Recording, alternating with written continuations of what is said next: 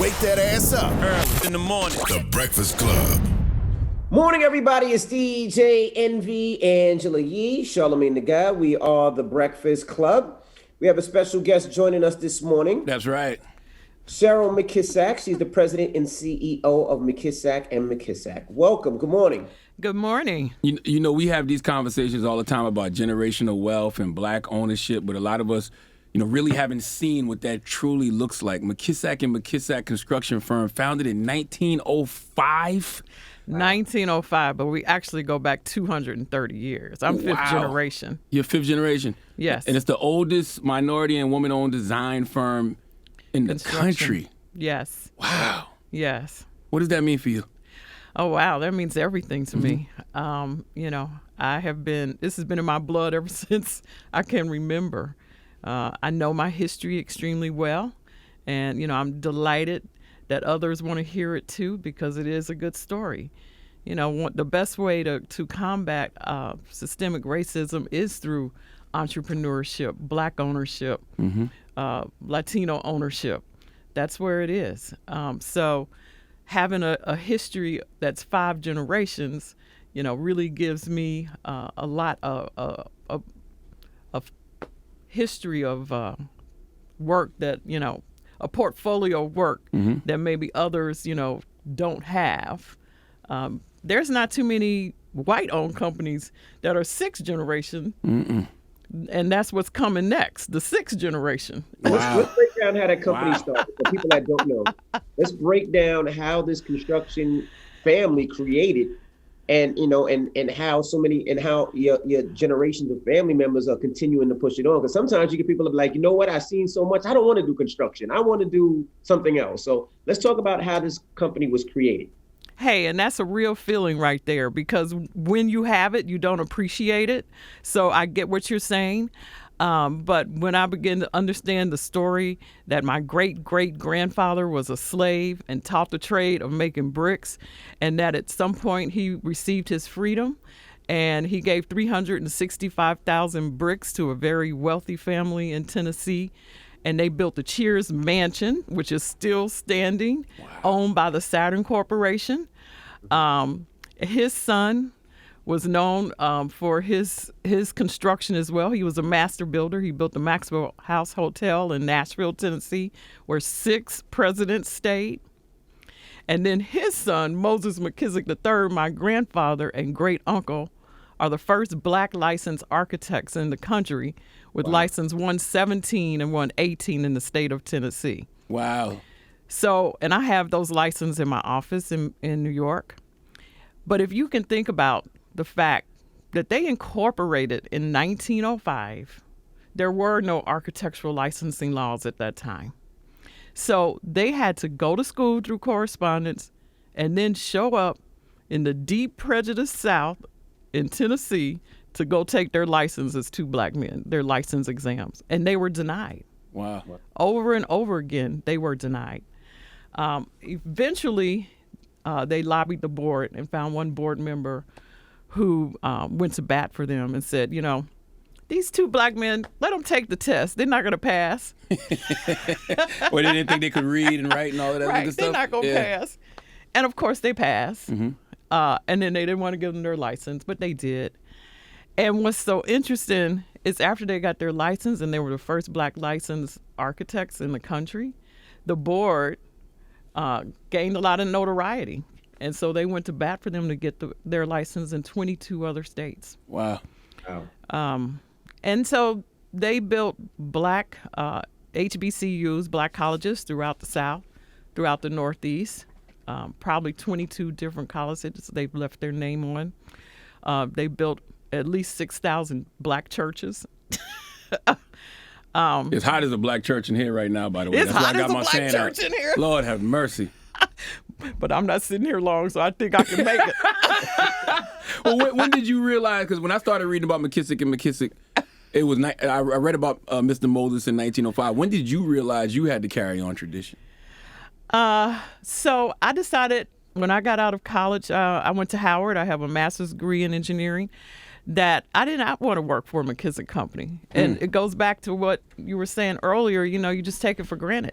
I wanted to work for a large firm, majority construction firm, and that's exactly what I did. I worked for a national firm.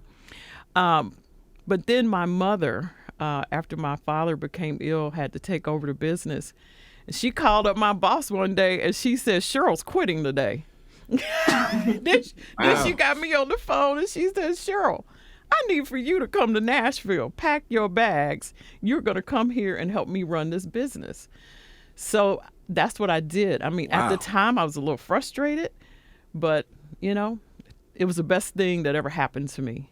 Now, is it true your mom had no background in the business? None. She only knew the telephone number. Wow. However, she had a master's degree in psychology, which helped her with the manias and phobias around men who didn't think a woman could run a business. Let's dig a little deeper on that. Let's couple that with being a black woman. Yeah. Wow. She sued the city of Nashville. And she took over the business in 1983. So in 1983, women could not borrow money from banks. That did not happen until 1988 with the Women's Business Act. I did not know that. That's not even that long ago. Right. Hey, Spike Lee was doing, she's got to have it, okay? The internet was just becoming, public. I mean, that's how long, it wasn't that long ago, like you said, Angela. So if you can imagine, she couldn't borrow money.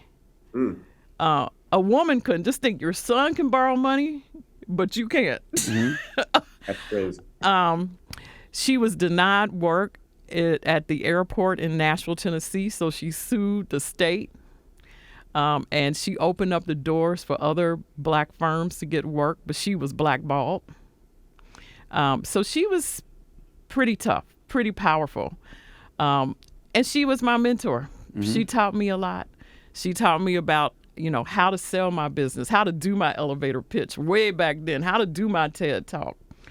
I'll never forget, we would get in the car in Nashville and we would drive to Tuskegee all through the South.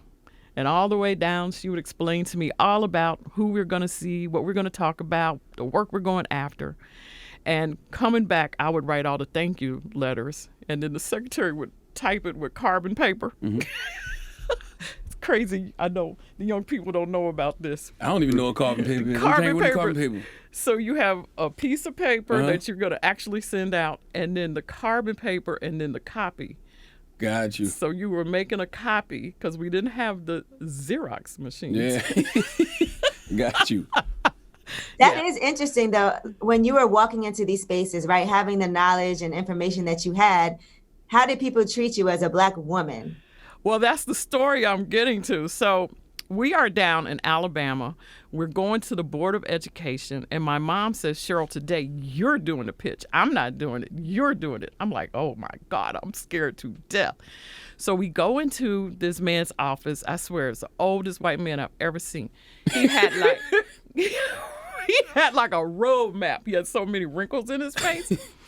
And he just holds his head down, and I am just talking away. I mean, I'm telling him all about our history and who we are, and he doesn't do anything. He just has his head down. So I'm like, I'm not getting anywhere with this person, but, I'm more afraid of my mom than I am of him, so I'm just going to keep talking, okay? So when I get done, he stands up, and he says, come here, little lady. And I go over to him, and he shakes my hand, and he finally lifts up his head. He said, I absolutely want to do business with you. How old are you? And your mom. 30. Okay. Like 30, 31, 32. And you know what? I learned a lot that day. I learned you cannot judge a book by its cover. You cannot look at someone like that and think, okay, this person is racist and they're just not hearing me. Also, you can't be afraid to speak your truth. You got to say it whether people hear it or not. And so I have done that my entire life. I don't care who you are. If I want to tell you what I want to tell you, I'm going to tell you. That's right. I'm going to do my sales pitch on McKissack and McKissack because let's face it, every opportunity we've all had has come through somebody. That's right. So you got to go out and, pass it around, see what comes back. How much pressure is it to run a family business, especially one that has so much history? You know what?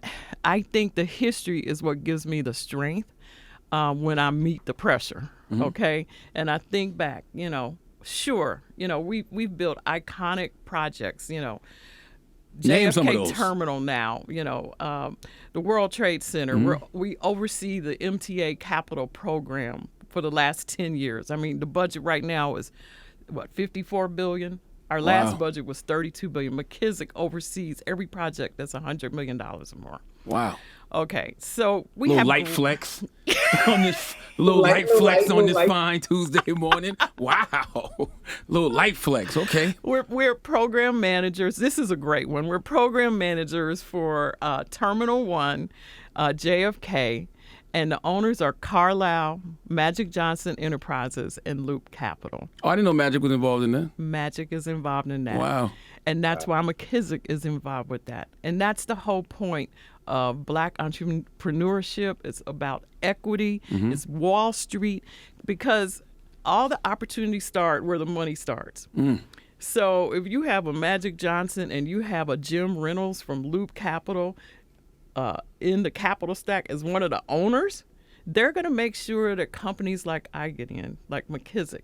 And then we're going to make sure that the companies come in underneath us. So we're running the whole, minority women's program for that $6 billion project. But you got to have black people who have that vision, though. Because some black people get in those spaces. No, I agree. And don't want to bring in the next black person. I agree. Yeah. I agree. I try and educate those people, but a lot of times, it's more than perseverance, it's prayer when it comes to those type What about their employees? What about the people that work for the company? Absolutely. What's that? Are the majority of them African American? Because I know sometimes when I drive around these sites, I can tell that a lot of people hire cheaper labor, and I don't really see too many brothers and sisters working at some of these sites sometimes. Not at our sites. I can't speak about other sites, but since 2005, we have put in place a workforce program, and it started actually at Harlem Hospital. We were the construction managers for the new Harlem Hospital site, and I went into the trailer one day, and I saw, 20, 30 people walk in a period of like an hour, all looking for jobs, all speaking great English, dressed well, and, great candidates for the type of work that we do. And so I asked the assistant, what are all these people doing? She's like, they're looking for jobs. And I'm like, well, how many people do we have come into the trailer looking for jobs? She said, all these applications. It was about 1,700. And so that's when we started our workforce development program and opened up our office on 125th Street. And it's really like intake for people that want to get into construction. And we refer our candidates not only to McKissack projects, but to any project in the Harlem area. So any contractor that's interested in hiring the community can come to us, and we will refer to them candidates for the construction sites. So, like Studio Museum that we're working on now, walk by that site. That's going to be a little different. Where's that at? That's 125th Street. It's on the west side. Okay. I can't tell you the cross street right now. I'm having a moment. But most of our jobs, McKissack jobs, we are like 45% minority women-owned businesses, and our workforce is up in that 40% range as well. And so it's being intentional, it's rolling up your sleeves and thinking out of the box and, calling people every day saying this is a priority. This is a priority. We want to make sure that the people in the community that we build, feed in and have a part of the economic wealth that comes from construction, because construction does build wealth. I mean, the hourly rates, even if you're not in the union, if you are in the union, you can build wealth with construction. And so I'm excited about that. And when you say, what's the pressure after all these years, it's like, we've done all these things, right? But we still have unfavorable verdicts. We still have setbacks. We still deal with, racial inequality. And I think it is because I'm fifth generation and I can go back and see what my ancestors have been through. I mean, come on, overcoming slavery. That's right. Okay. That's right. I feel like that's my strength. And when I look at that, I say, I'm not facing anything that I can't handle. How has the pandemic affected business? So the pandemic originally affected most people in construction because we really didn't know how to deal with it. Government didn't really know how to deal with it. So we experienced some shutdowns. But on our very large projects like Coney Island Hospital, which is like $1 billion new hospital, you can't just shut down a construction site in 24 hours. It's just not safe. And so a lot of our projects were deemed essential. So if you think about transportation, so the MTA, all that's deemed essential. Hospitals, of course, we had to keep building hospitals because the hospitals were full, unfortunately, with COVID patients. If you think about airports, so a lot of our work stayed, was deemed essential and kept going. Now, our school work, New York City School Construction Authority, Philadelphia School District, those type projects, higher ed, those did go on hold for a couple of months, but everything's pretty much back up and running. But the cost of doing business is greater. Yeah, they said lumber is a lot more expensive, all these materials right now. I'm sure. Yeah, anything that's imported, I'm sure, is much more expensive because, people weren't allowed to work in factories. But as far as working on construction sites in New York, I mean, now we have all these different protocols. You can't have as many workers, in the field. And so all that begins to add cost. And so, but everybody's getting through it. But we try and minimize it. Cost of building in New York is the highest in the country, of course. And so whatever we can do to minimize cost here, we try to do that. Now when you get these projects like JFK, or LaGuardia or the World Trade Center, how much do folks just straight up hate on you and your company? Like just straight hate. They're haters. There are definitely haters out there. You know what? I have seen so much of it. And what I have to say is if I focus on that, then I'm missing what I need to do. And the minute I take my eyes off of that, it disappears. It just disappears. The people, you're like, what happened to those people? Yeah. They're just gone. That's right. The crazy thing about it is when people hear those numbers, they automatically assume that you're getting $185 billion in your pocket. Like people assume that all that money goes in your pocket. So unusual cases, I don't want to go in your pockets, but what is usually a profit margin for construction companies, what they actually make? So it all depends on the project and what your role is on a project. So, if you are, doing construction management services, program management services, which means you're not holding contracts directly with subcontractors, then the percentages are around, 10%.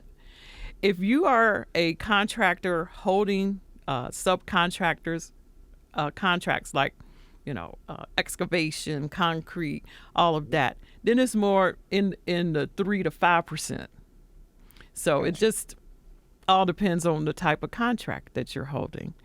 But when you think about New York numbers and you think about those percentages, it still ends up being a very lucrative business. Oh, we can tell. I can see the wealth on you. No.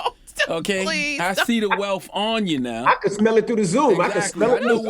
I know wealth when I see wealth. Okay. I'm looking at it myself. Is there anything else you ever wanted to do? Yeah. Are there other things I wanted to do? I mean, growing up was silly stuff, like being an airline stewardess. Don't hear that term anymore, do you? I wanted to travel the world. But, now what I do is I paint. And then, my passion right now is Black entrepreneurship. So last year, well, actually, it's been 2 years. I started a firm called Legacy Engineers with a really good friend of mine who's an engineer. And it's a mechanical, electrical, plumbing, engineering design firm. And we're bringing in Black engineers, teaching them how to be owners, and then we're going to build a company and give it to them. Wow. That's amazing. Wow. Just give And it what to about them? Well, I mean, they're going to have to buy us out. Oh, got you. Yeah, but we're going to build a company for them and create entrepreneurship for them. People don't understand how difficult it is for engineers. My manager It's so hard. is an engineer, and he was like, he would go to sites or go to a business, and it'd be 1 out of 20 is Black. And he said it's very difficult. They look at him differently. They talk to him differently. They feel like that he doesn't have the same understanding as some of his other colleagues. He said it was very difficult being an engineer, a Black engineer. Well, my partner, John Rice, used to be a partner at a very large engineering firm in Manhattan. And he saw firsthand, along with the 4 engineers that we have right now, of their white counterparts, surpassing them all the time. There was a glass ceiling for them. And now we have this company where everyone can reach their maximum potential. They're going to be owners. And so, that's what I'm passionate about. I want to do more stuff like that. If it's someone who's in music, who writes songs, who sings, and they just need a few dollars to get their music off the ground. I'm working with my PR team to help them do it. A fashion designer, stuff like that. Just Black entrepreneurship. That's what I really want to sink my teeth in. What's a few dollars to you? When you say a few dollars, what's a few dollars? I'm not going to say because my husband doesn't know.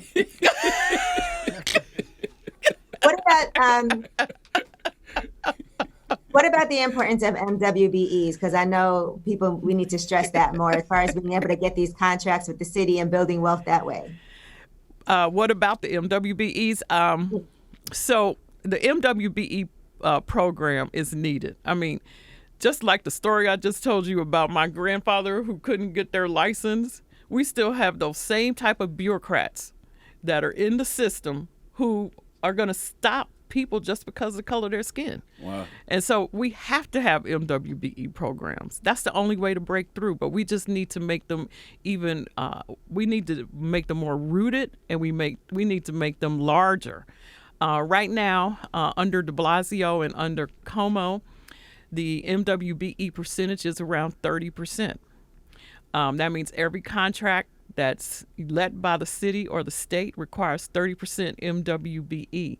Well, I've heard in the city, from the mayor, that could probably be 50%. So, we just need to increase it because, to me, that's where the rubber hits the road. And we're back to that ecosystem that we know about. If a Black person owns a business, they're going to hire Black people, and, that's going to change a community. What better way to fight systemic racism and to close the gap between Black and white income and wealth? Do you have? Is this what's fueling the desire to let people know the story of your family more?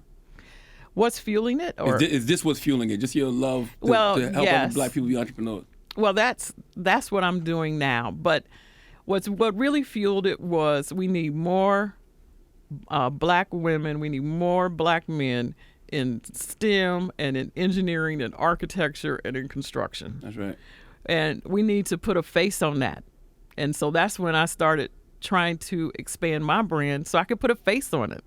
Just to say, people, when they think about construction, they think about a hard hat and some boots and mud. Well, construction, do I look like I'm out in some hard hats? You got on a fresh off-white tracksuit. Some very expensive shoes. I don't know what they are, but if you click them, you're going to head back to Kansas. If I know that much. I know that much. So you getting that money.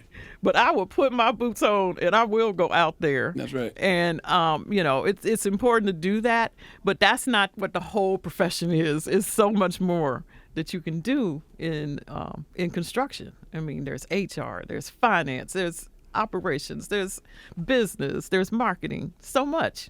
And so we need more people that look like us in this profession. And you're an HBCU grad. So, Howard University. So talk about that. Talk about that experience and how that helped you get to where you are now. Oh, well, HU. What can I tell you? Howard was one of the best experiences I ever had. My parents unfortunately had us cooped up at a private school in Nashville, Tennessee, from K through 12. And so by the time we got to Howard and saw all the black people on campus and at Washington, D.C., it was the best thing we ever experienced. And our father really didn't give us any choice, because he would tell us all the time, like, you can go to any school you want to, but I'm only paying for Howard University. Wow. He built a Q sundial there. So, I mean, Howard was his thing. And so, Howard, they instill in you your greatness. They give you your history. The teachers take you in just like you are one of their children. And they pull you to the side. They get you straight. They pull you to the side. They tell you how good you are and that you're going to be great. And Howard is our Harvard, as far as I'm concerned. So my father, again, used to call it Howard. Howard? Howard. Who was there when you were there? Any notable people? Kamala was like a couple of years behind me. Okay. My twin sister, I have a twin sister. I didn't know that. Yes. My twin sister is the architect of record for the Martin Luther King Memorial. Wow. She is the program manager for the African American Museum in D.C., and she's currently working on the Obama Library. That's in Chicago, right? That's in Chicago, yeah. Are y'all building anything over there? Because I know that real estate business over there, and they're building so much over there in that area. In Chicago? Yeah. Yeah, my twin sister has an office in Chicago. So she pretty much takes care of that territory. Got you. Yeah. Gotcha. I don't know if been you know, here today. I went to the other HU. If you look straight, you see my sign right there. The other HU. Just So Hampton. if Howard is Harvard, what's Hampton? Watch your mouth, Yee. Well, I'm asking. Hampton's Community right next college. to Langley, right? Langley, Yes. where Air Force Base, top secret, all the stuff for the United States is there. So I spent a whole summer down at Hampton working over at the Langley campus. So I mean, I love Hampton. Had a ball. And I heard you mention earlier that the business is soon to be 6th generation. So how important is it to keep the business in the family? It's extremely important. And let me tell you again, I don't care how you try to do this. It's much more than perseverance. It takes prayer. That's my 4th P, because you don't know what your children are going to do. And, we're just in a different day. We couldn't force our kids to do what my parents forced us to do. Mm-hmm. I don't know. Maybe I could call up my daughter's old boss and say, she's quitting today. COVID did it for me. Mm-hmm. And so she ended up coming back to the company. Wow. So both of my daughters have worked in the company, and they come over the summer and then they go back to school, but never really showing that interest. Well, now I think the tables have turned. They've gotten older. They're in their mid-20s, and now they've been out in the world. She know you talking about her. They see?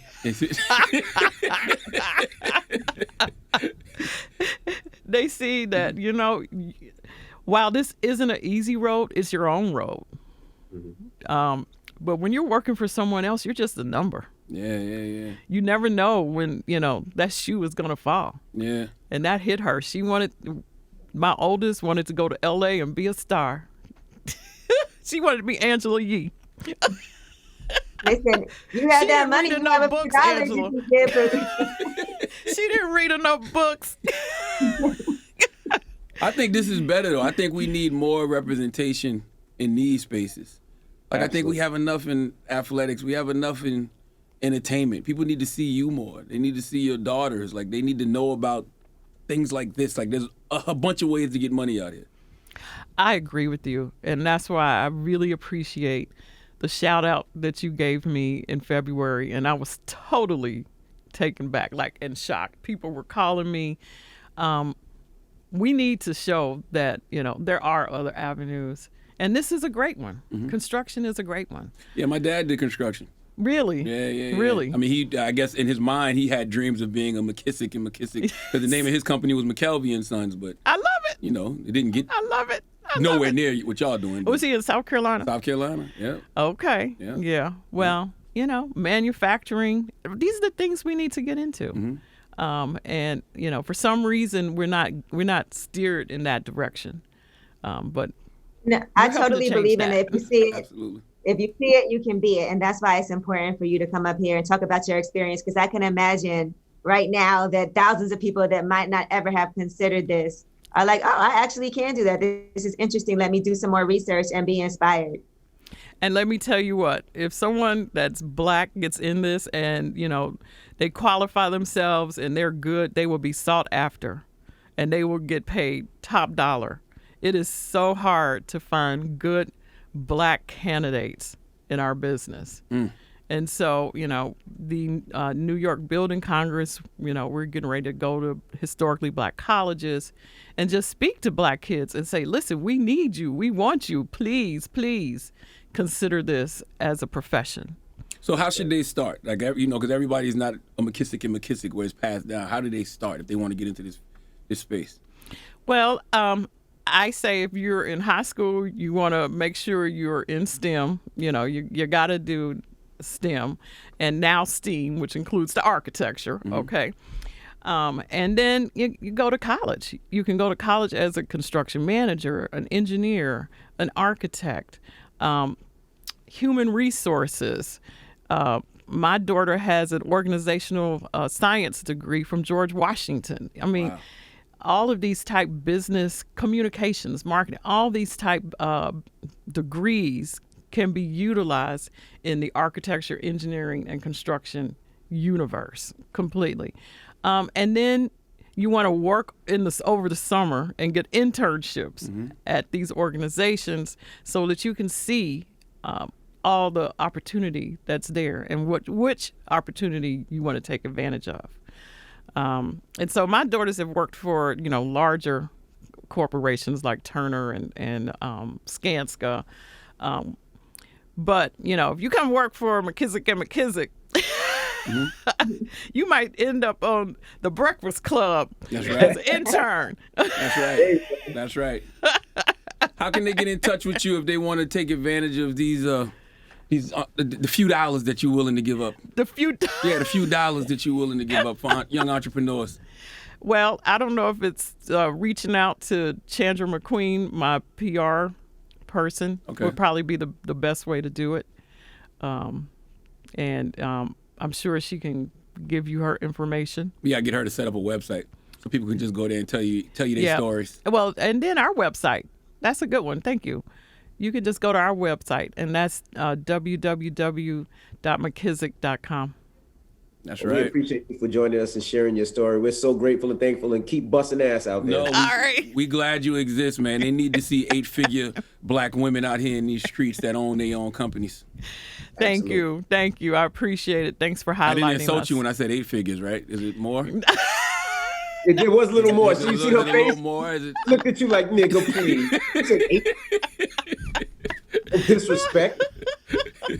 Thank you for coming. Cheryl It's a McKissack, pleasure. thank you so much. Thank you. Thank you.